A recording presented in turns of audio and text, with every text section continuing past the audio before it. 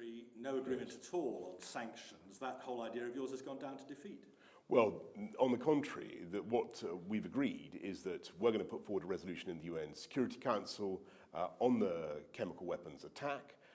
We also want to see now the results of the investigation by the OPCW, the Organisation of Prevention of Chemical Weapons, whose job it is to establish exactly what happened But the Syrians in haven't Khan said that Sheikhoun. they'll allow the inspectors into the country. And then what we hope, and we got very wide endorsement of this last night in the meeting of the G7, we hope that it may be possible, if we get evidence, if we get evidence that those responsible for unleashing those chemical weapons should be sanctioned. And it may be that there are new names that will come forward. The Americans have done some more sanctions. The Canadians are talking about doing some unilateral sanctions of their own. We're going to go down this route with our European friends and partners. Let's see where we get to. But I can assure you there was a very wide measure of agreement last night that, not just the Syrian generals, but if we could show complicity by those Russian officers who are helping the Syrian military operation, then they should also be sanctionable as well. The Syrians are never going to allow a proper investigation of what they regard as their sovereign territory. Well, there are countless resolutions, not to speak of UN resolution SCR 2254, that makes it absolutely clear that such inspections have to take place. And the bigger picture here is that we are moving now into an environment where I think the Russians have to make a choice. They basically changed the game in Syria a couple of years ago when they came in and they saved Assad. And it turns out that the guy that they've saved is a man who has absolutely no compunction about poisoning and murdering his own people with weapons that should have been banned 100 years ago. This meeting, Can I just finish this point? Let's just quickly finish this point. They have a choice now because he's been exposed as a user of gas and chemical weapons. They have a choice of sticking with him like glue or deciding to work with the rest of the world towards a new political solution.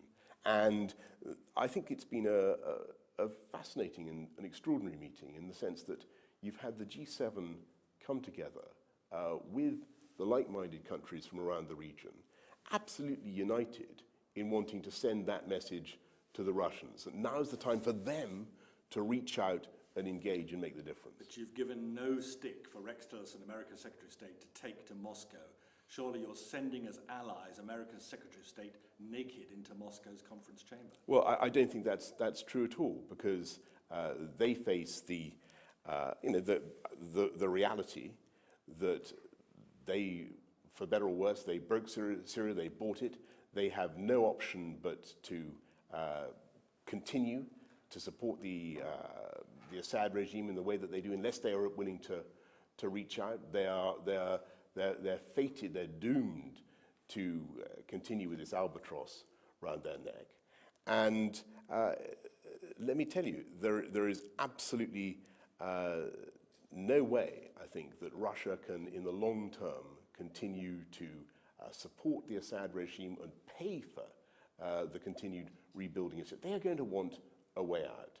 And what we're offering them is the chance to have a new approach. And it's for them to make the choice. If they can decide to hunker down and stay with Hezbollah and Assad and the Iranians, or they can say, well, do we want to make an alliance with the Americans? Do we want to be working with the rest of the world in fighting terrorism? I think that's a great opportunity, and that's what we're holding out. Briefly, Foreign Secretary, this is further evidence, isn't it, of Western failure in Syria and the triumph of Russian might? On the contrary, I think what you've had in the last week, everybody, and it was, I think, Adel al-Jaber, the Saudi foreign minister, who said, and he spoke for many people around the table, he said, America is back. And thank goodness we've got American leadership again. And what he meant by that was that the United States had finally shown, after 5 years of doing nothing, after the the tragedy when we ignored what happened at Ghouta, the United States responded to the use of chemical weapons with force. And I think that totally rocked the Syrian regime. I think it's unsettled people, and there is a window. Now, look, James, I'm not going to sit here and pretend to you, because we've both been following this for too long to be naive. I'm not going to pretend to you that this is going to be easy, but there are very few better routes forward that I can see for the Russians. This is a way forward for Russia and for Syria, and in going to make this offer, I think that Rex Tillerson has, as you can see, overwhelming support. Foreign Secretary, thank you very much. Thank you.